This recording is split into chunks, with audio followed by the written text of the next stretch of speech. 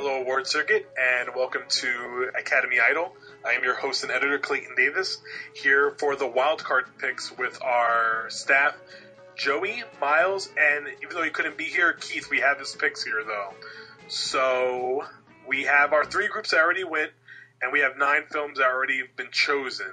So, really quick, guys, what do you think of the picks so far? Joey?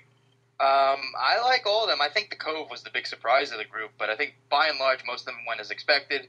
I think A Serious Man is sort of the weird one that I haven't heard too much people loving, but aside from that, Inglourious Basterds, The Hurt Locker, Up in the Air, that kind of stuff was expected. All right, Miles? Yeah, same. I mean, like all the expected ones, Inglourious Basterds, Where the Wild Things Are, Up in the Air, those pretty much were guaranteed to get in from the get-go. The Cove, A Serious Man, things like that. District 9 were pleasant surprises. Yeah, and I think it's a very diverse group. I mean, The Cove is going to be our first documentary ever, to be in the top 12, so I think that's really good to see. It shows that the readers are very, open-minded and, eclectic in their choices, so I like that a lot. If you had to choose a front-runner right now, think that can go the distance, what do you think, Joe? I would say Inglourious Basterds with my upset pick, Where the Wild Things Are. All right, and Miles? I would probably say the same. I wouldn't be surprised if the top 3 were those two plus Up in the Air. Yeah, I think front runner right now probably is Bastards, but I think you can't count out Up in the Air, The Hurt Locker, maybe even District 9. I think like the fact that it's there, especially with the science fiction genre now, it's getting really popular. I think it's a dark horse. But all right, readers. So this is what we're gonna do. We're gonna say a little something about what film we picked and why, and we're going to go through the 8 choices here, and hopefully you enjoy them. The top 3 from these 8 will be voted through. It has nothing to do with original or adapted. Just the top 3 flat films will be moving on to the top 12, and then we start voting again next week. So, Joe, your first pick? My first pick was one of the most underrated movies from the first half of the year. It was a victim of horrible, horrible marketing that made it seem like it was just going to be super bad, but it's much, much more. It's Adventureland, and it's hilarious. It's touching. It's very much in tune with what it means to be a post-college graduate without a job. Okay, and you have Keith's first pick as well? I do, and he has gone an interesting route and picked A Prophet. A nice foreign language film. Yes, he's an eclectic guy, that Keith. All right, Miles, your first pick. My first pick is the other big sci-fi film that came out over the summer, which is Moon with Sam Rockwell.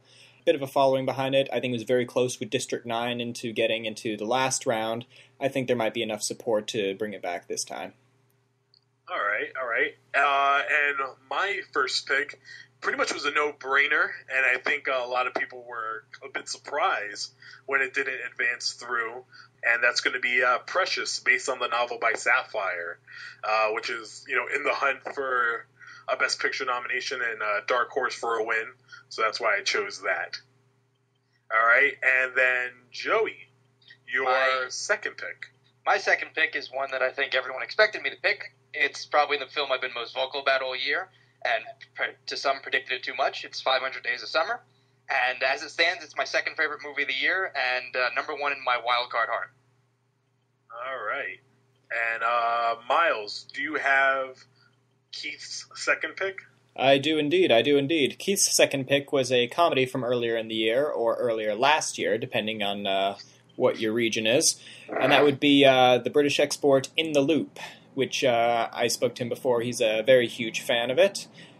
And I think it has a lot of support. I think it tied with 9 in the first round. So who knows? It could happen. All right. And Miles, your second pick now. My second pick has been one of the major players since the beginning of the year when it premiered at festivals, and that would be An Education. Everyone's still expecting it to triumph in Best Actress, but its buzz has been kind of dying in other categories, so consider this my valiant attempt to resurrect the buzz, and also I think there is some demand to see it brought back after it lost out first round. All right.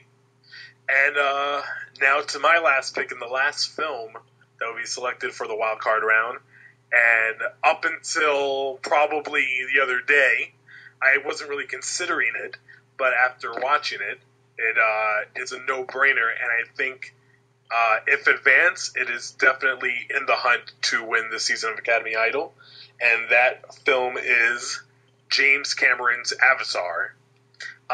Simply put, it is going to be probably the biggest blockbuster of the year, and probably one of the biggest of the decade. And I think just on popularity alone, and it was also a shock that also it didn't advance, because I guess that group 2 was just a really stacked group in terms of talent. But I think Avatar is something to watch out for. And that's what we have, readers. That is your 8 wildcard picks. Make sure that you're voting excessively. Voting will open up on Monday and will close on Thursday, and then the results will be up on Friday. So, from all of us at the Award Circuit, I'm your host, Clayton Davis. I'm Joey. And I'm Miles. And have a good time at the movies. We'll talk to you soon.